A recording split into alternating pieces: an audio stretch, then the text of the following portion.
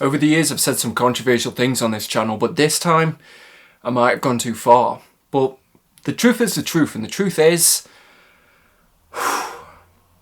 I love Marvel's Civil War. Woof woof! Hey guys, it's me Marcus, aka the Mad Dog, and we're back with another video. Written by Mark Millar and illustrated by Steve McNiven, the first issue of Civil War was published by Marvel Comics in July of 2006, with the 7th and final issue being released in January of 2007, and the line between good and evil has never been more blurred. After a nationwide tragedy, the Marvel Universe finds itself divided with the debut of the Superhuman Registration Act, with Iron Man and Captain America leading the charge of opposing sides. And in the quest for justice, how far will these heroes go for what they believe is right? Now, despite the intro of this video, Civil War is very much an event that for everything great it does, there's something equally as bad. So despite me overall having a great time with this book, I've been quite conflicted whilst doing this review, to the point where I've tried to script it 3 times. But then I thought to myself, why am I making it so difficult? This is a book that divided the comic community and also divided the characters within the universe. So I thought, why shouldn't I be dividing things in this video? So I'm going to be talking about 10 things that I liked and 10 things that just rubbed me the wrong way. The first good thing, this really had stakes. From the very beginning, it had that same level of tension as what I felt when I read Infinite Crisis, in the same sense that once this thing was done, things wouldn't just return to what they were. And that's quite an impressive thing to do without involving the multiverse or threatening the very fabric of existence. And when it comes to stuff like Secret Invasion, Siege, or War of the Realms, it very much gives you that vibe that it's just a summer event that, let's be honest, won't mean anything once it's finished. But Civil War was different. Friendships, even marriages were destroyed because of this. And it's one of those moments that's still referenced even years after it happened in series that you didn't think would be integral. So it's impossible to not feel the ramifications of what Civil War meant, and I do think that that's probably part of the reason why some people dislike it. But for me, I like my events to have stakes, to have meaning, to make it feel like they've got a reason to exist. And I can't even imagine the biggest Civil War hater to be able to deny that that's what it brings. In the same way that House of M is the most important event for the X-Men in the 2000s, I feel like Civil War is the same but for the rest of the Marvel Universe. And because of that fact alone, it forced me to pay attention. However, in saying that, my first bad point is that this is a very bloated event. And I honestly can't sit here and say that I would have enjoyed it as much if I forced myself to read every single tie-in. And I did have a bit of a sharp rule that I only give every single tie-in 1 issue. If it didn't grab me at that, I wasn't going to read much past it. Because there were some that just had the loosest connection and they were pretty much just going, Superhuman Registration Act. Okay, anyway, what was the story that we were telling? And do you want to know the most baffling part about all these tie-ins? The Iron Man issues were 100% skippable. Yep, the issues for the title of the leader of the Pro-Registration Act bored me to tears. Like, how's that even possible? The Captain America series found an interesting way to tell a side story without directly referencing what was going on, so why couldn't they do the same for Iron Man? Probably because it was Ed Brubaker that was writing Cap. So I can't even imagine what it must have been like trying to read this as it was coming out. But I know I would have had a far more negative review of this event if it wasn't for me being so fast and loose with the tie-ins. So be warned or you're gonna have a bad time. But that brings me on to my second good point, because the tie-ins that were worth reading were great and felt like an integral part of this story. Like, is it possible to read Civil War without the JMS issues of Spider-Man? I love that gave so much context to the turn that Peter took over the course of this event. Wolverine was ridiculously entertaining even if he wasn't in the mix with the main war, but seeing him hunt down Nitro was a nice break from the main event whilst giving us an answer to what would have been an unanswered question. Fantastic Four was really engaging, well, at least until you get to those issues where we're just following the Thing in France, which was just weird. New Avengers was another title that took a bit of a different approach, but it's also part of the Bendis era, so I'm gonna be a little bit biased. But centering each issue on a different character was a really smart way to work around this event, which is kind of dividing your whole team. And it's also just fun to see how he deals with an event that's not written by himself. Punisher War Journal, yeah, we might have only got 3 issues, but it was fun seeing how Frank took advantage of the Registration Act and just kind of went about his vendetta as normal. I'd expect nothing less. But there was also this great angle where he delved into his history with Captain America. Speaking of which, Brubaker's Cap was some of the most engaging issues in this whole event, and I just wish there would have been more of them. I did quite like the Thunderbolt storyline as well, but admittedly, I'm planning on doing a full read-through of that team for this era, so I did skip them, but for my own benefit. But it was just great because the really strong tie-in showed the different layers to the Registration Act, and helped add understanding to some of these characters' actions during the main events, which is exactly what an event tie-in is supposed to do. It does just really make me wish that they would do an omnibus for this event, but with my mapping, which I know is probably never going to happen, but if that did ever get printed, or you just want to pick up some other books, why not get them with the discount codes that we've got with the channel sponsor, Organic Price Books. They've got great packaging, fast shipping, and amazing customer services, and if you use code WOOFWOOF, you'll get $2 off your order. And if you're ordering 3 or more books and you want them to be delivered together, make sure you use code WOOFWOOF, ship it together for 5% off your entire order. Don't worry, you can just copy and paste them from the description down below, and you can use these codes as many times as you like. But my second bad point, and was it just me, or was the Superhuman Registration Act not properly outlined? So maybe this is my dumb reader self, but was this a form of control so that as soon as you sign it, you're an employee of the government, and you had to do whatever they say, or was it just a register so that they knew who was who? Because at first I thought it was going to be something like the Mutant Registration Act, so that regardless of if you're a member of the X-Men or not, you need to sign up for this, and they can monitor you, and that's pretty much the only reason why they wanted it in the first place. But then at one point I remember Stark mentioning that there would be steady pay and a pension, and obviously we've also got the initiative, but what about people who had powers but don't want to be a superhero? And I swear it's also referred to both as the Superhuman but also the Superhero Registration Act, so which is it? Because that distinction made it so that if I thought a bit deeper about Civil War, I couldn't really align with either side because I didn't fully know what they were fighting for. If it is a form of control, then I'm 100% behind Cap, but if it is just a register so that they know that you've got powers and that you can be held accountable if you do anything wrong, then unfortunately I would have to lean with Iron Man. The third good thing though, and it might just be me trying to play devil's advocate, but regardless of what the Registration Act is, it felt like it had enough weight to it that it could be the thing that would realistically divide these characters. It's clear that the concept of this is that they wanted it to be hero versus hero, and then they worked backwards to understand why that would happen, and that in and of itself isn't the most original concept, but what separates Civil War from all the other stories that are like it is that it's got a believable catalyst. It makes exploring the characters during this time one of the most fascinating parts of this experience, because the common enemy is the Superhuman Registration Act, rather than it being something so obviously good or evil like when they're going up against a Thanos. The third bad point though, regardless of how interesting it might have made some of the characters, they really turned Iron Man into an unlikable dick. Don't get me wrong, having this deceptive man with a mission made so many scenarios more tense, but it did feel like a completely out of left field turn for Tony, especially during the prelude Spider-Man issues where it turned out that he was actually manipulating a situation so that he could push his agenda. I don't know, I can buy it when it's for a business motive, but this is to push forward a law that you know is going to directly impact the majority of his friends. And sure, I liked seeing him as a leader of one of these sides, especially because he's going up against Captain America, but I didn't feel like he was doing it in a way that was in line with his character. Especially when all the Negative Zone prison stuff was revealed, I really just couldn't get behind him at all. And I can't lie, throughout the majority of Civil War, it just felt like there was a different character under the helmet. Fourth good, because again, for every good point there's a bad, but Spider-Man was really at the heart of this whole thing. I already touched on how important his tie-in issues are, but even in the main event, he adds a level of humanity to the pro-registration side. And without him, I don't know if I ever would have seen Stark's perspective. And when he does turn against him, you can tell it's because he knows where his morals lie and he won't compromise them. Him revealing his secret identity does always feel like a rushed decision, but it just added so much weight as soon as Peter started having doubts about Tony. Because he can't just leave without there being any consequences, because absolutely everybody on the planet knows that he's Spider-Man. And I wish we could have had even more time with him debating on whether or not he should leave. And those few ASM issues where he's on the run were great, and it made it even more tough to bear when you see the beating that he takes in the sewers. Civil War also gave us the Iron Spider suit, and I'm trying really hard to not put that as its own good point, even though I feel like I'd be pretty justified. And people can criticise the way many characters are handled throughout Civil War, but this is an integral part of Spider-Man's history, even if the solution to that was one more day, but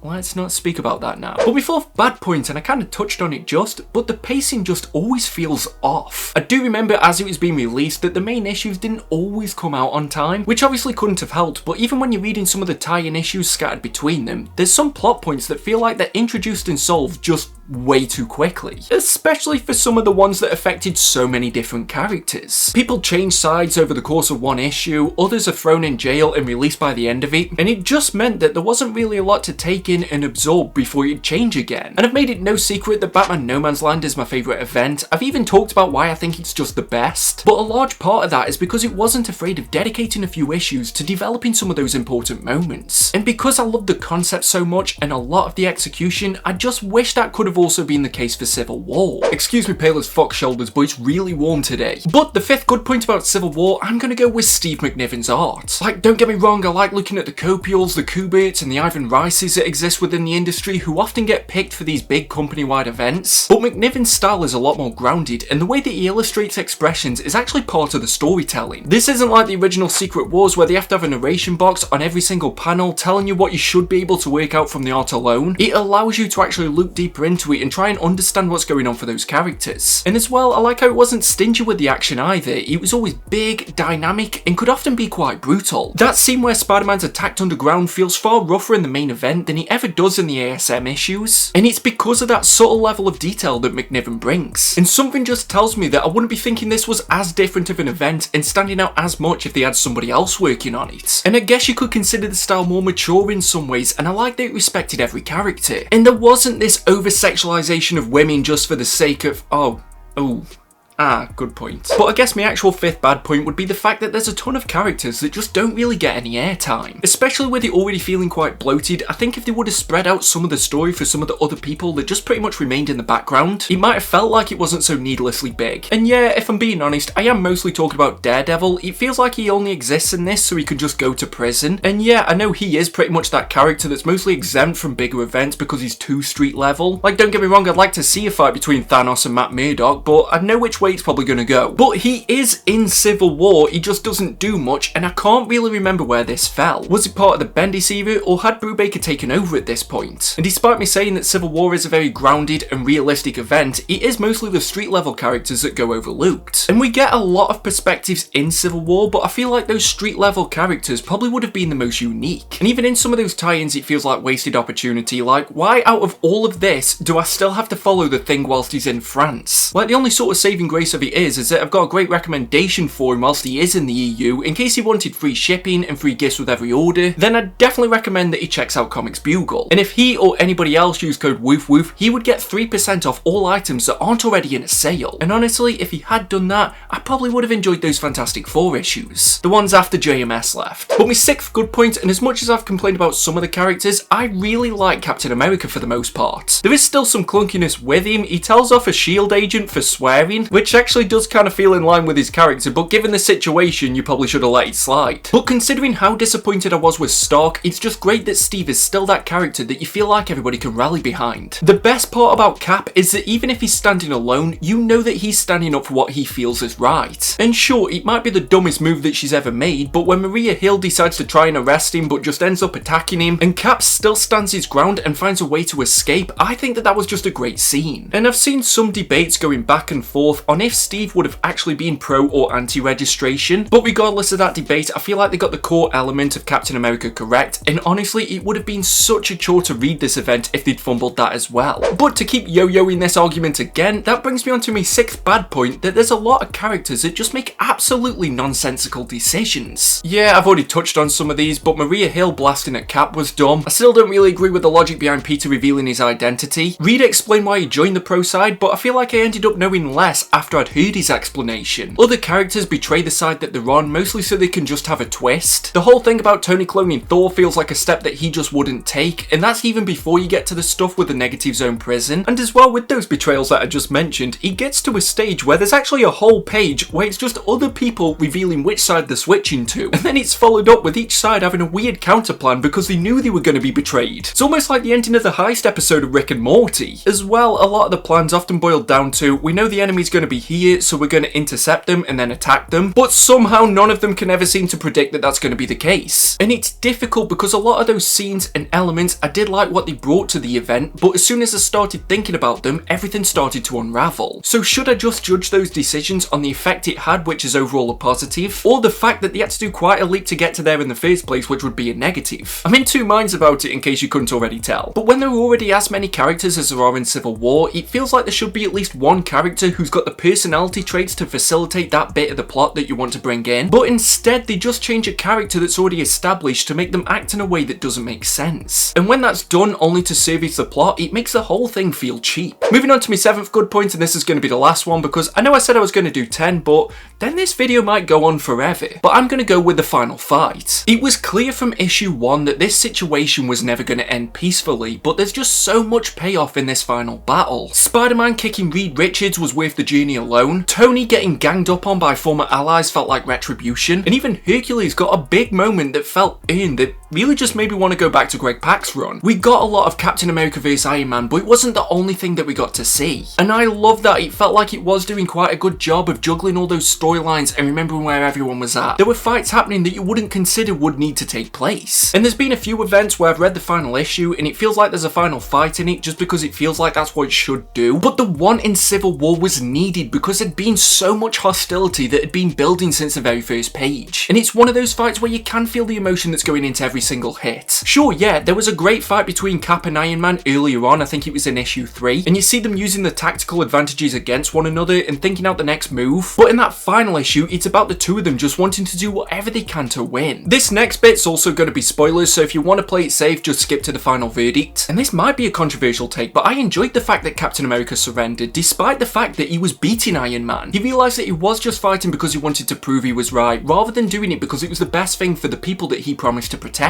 And yeah, it was very on the nose how it was just emergency service workers that tackled him. Like, where was the "you mess with one of us, you mess with all of us" guy from Spider-Man 1? Regardless though, when it comes to the final fight, everything besides the ham-fisted delivery of the intervention was great. And seeing the destruction that they were just leaving in the wake all added to the effect and the overall message. However though, that brings me on to my final bad point, and although I did enjoy the ending, I'm very confused with a lot of it. Again, I have to put my hands up, I am a dumb reader, but was this effectively saying that Stark was right all along? He did seem to end up the victor of the battle, and it wasn't framed in some Dark Reign kind of way where you knew there was an evil plot going on behind the scenes, which again leads me to believe that it was kind of justifying Stark's actions throughout the event. He never really seemed to have his comeuppance for imprisoning his friends in the negative zone, and it's only in JMS's Thor run that we get some kind of resolution to the fact that he was cloning the God of Thunder. But as well, Sue came back to Reed as if she was acknowledging that she was in the wrong. The initiative successfully rolled out, and it feels like all the anti-registration heroes either had to join or stay on the run. But following the series after Civil War, it never really felt like there was this massive imposition. It almost just became like registering was on the same level as getting your driving license. I don't know, maybe I'm completely off base and I'm looking into it wrong. I know I'm on the internet, but I'm not afraid to admit if I don't get something right. But I just felt like there was a lot of mixed messages when I delve into this ending. And I said final issue there rather than ending because the actual ending of Civil War isn't even in Civil War. The actual ending's in the Captain America series. Again, Brubaker wanted the big moment in his issue. You don't really want your character dying in another event. But ASM did a good job of making the events of the main series parallel with what was going on in the tie-ins. So why couldn't the same be done here? Because to me, the ending of Civil War is Captain America getting assassinated. And it's just crazy to think that if you only read the main event, like maybe you've just got this hardcover and you haven't got any of the other books, that you would never know that that happens. And I know it is a historic event, but it should still be in here. And the fact that it isn't is just baffling to me. So yeah, those are the main good and bad points that I had whilst I was reading this. But despite me openly admitting that there's some massive problems with Civil War, I just can't help but consider this one of my all-time favourite events. And yeah, when I say that out loud, I feel like that friend that everyone's got, that they go out with the worst person ever, and every time they break up, they admit all the flaws, but then they'll still take them back. But similar to what I say in those situations, the heart wants what it wants, and in this case, I want Civil War. There's a level of entertainment and drama that I get from this that other events don't even come close to. It really is unique and one of a kind, and I think the backlash to Civil War 2 and just how bad that title was proves that there was something special here. And sure, I love the world-ending, multiverse-shattering stories as much as the next person, but seeing hero go against hero, with the debate on the line that will have a massive ripple effect throughout the rest of the universe, it just taps into that nostalgic level of fun that you used to have when you couldn't afford every toy that you wanted. So you would just take the two that you've got and make them fight each other, even if it didn't make much sense. And this is probably going to sound like a backhanded compliment, but Civil War did the best with what it was working with. And who knows, maybe that's the reason why I don't hate it as much as others do. And don't get me wrong, if you still dislike this event, you're well within your rights too. But I'm not reading every ongoing series and watching it get derailed for this one event. I'm just seeing the isolated moment, and for whatever reason, it gave me a ton of enjoyment, and I don't feel bad for that. This is my final verdict.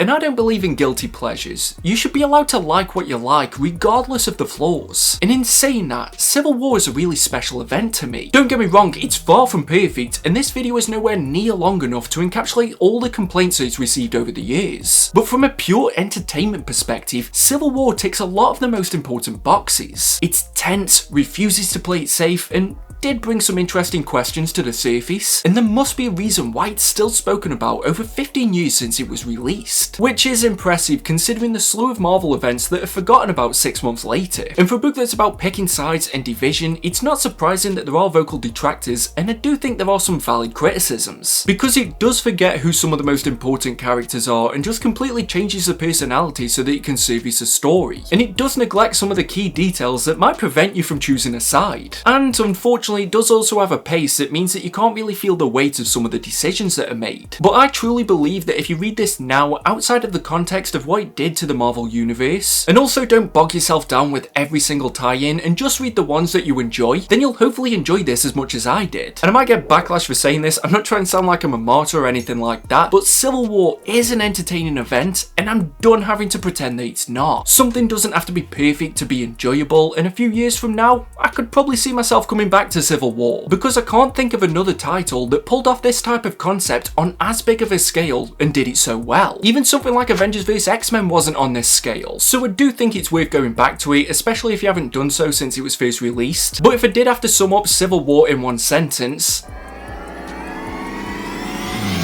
don't go into this with too many expectations, only read what you want to, and you're probably going to have a great time. But that's the video, hopefully you enjoyed it, but until next time, just make sure that you stay safe, and stay mad all you dogs. Woof woof! See you the next video.